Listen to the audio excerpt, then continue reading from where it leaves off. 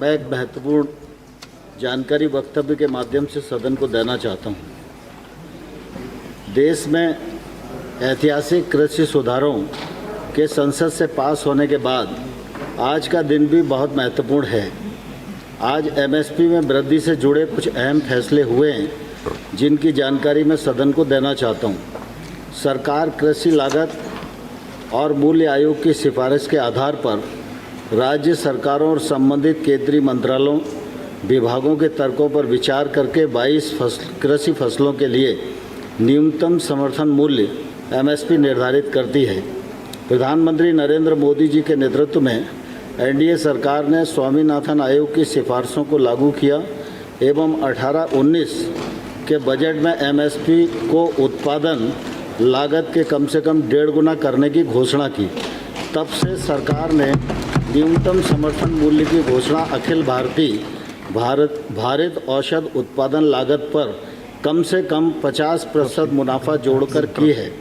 आज हमने रबी की बुआई प्रारंभ होने के पूर्व ही 6 रबी की फसलों की एमएसपी माननीय प्रधानमंत्री जी की अध्यक्षता में सीसीए की बैठक में स्वीकृति प्रदान की है। गेहूं की एमएसपी में 50 रुपये कुंटल की वृद्धि के उपरांत अब 1975 हो गई है। चना में 225 रुपये की वृद्धि के उपरांत अब 5100 रुपया प्रति कुंटल चना होगा।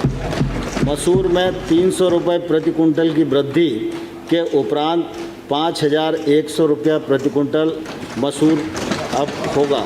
सरसों में 225 रुपये की प्रति कुंटल की वृद्धि के उपरांत अब 4650 प्रति कुंटल दाम होगा। जौ में 75 रुपये की वृद्धि के उपरांत 1600 रुपये प्रति कुंटल इसका भाव होगा। कुसुम में 112 की वृद्धि उपरांत 5327 प्रति कुंटल एमएसपी निर्धारित की गई है। माननीय अध्यक्ष महोदय, 2013-14 में किसानों को मसूर 2950 रुपये एमएसपी दी जा रही थी। आज देश के किसान मसूर पर 5100 रुपया एमएसपी पा रहे हैं। यह एक तरह से 73% वृद्धि हुई और 2000 रुपये की वृद्धि है। एक और महत्वपूर्ण तथ्य जो दिखता है, कांग्रेस के समय में खरीद की क्या हालत थी। 2009 से 14 के बीच में कांग्रेस सरकार के समय में 1.52 लाख मीट्रिक टन दाल की खरीद हुई थी। हमारी सरकार ने 2014 से 19 के बीच में 76.85 लाख मीट्रिक टन दाल किसानों से खरीदी है। ये 4962% की वृद्धि है। अगर एमएसपी के भुगतान की बात करें तो हमने 6 साल के भीतर नरेंद्र मोदी जी के नेतृत्व में एमएसपी के भुगतान के रूप में 7 लाख करोड़ रुपया किसानों को भुगतान किया है, जो यूपीए सरकार से लगभग दोगुना है।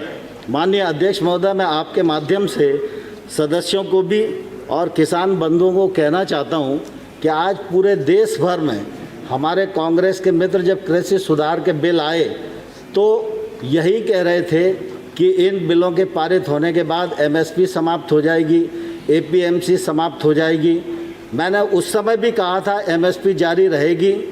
जो भारत सरकार ने कहा, जो नरेंद्र मोदी जी ने कहा, वो एमएसपी घोषित करके उसको आज हमने प्रमाणित किया है। और मैं आपके माध्यम से सारे देश को ये कहना चाहता हूँ कि एमएसपी भी जारी रहेगी, एपीएमसी भी जारी रहेगी और एपीएमसी के बाहर किसान अपने उत्पादन का उचित मूल्य प्राप्त करने के लिए किसी भी स्थान, किसी भी राज्य, किसी भी व्यक्ति को किसी भी कीमत पर बेचने के लिए स्वतंत्र है।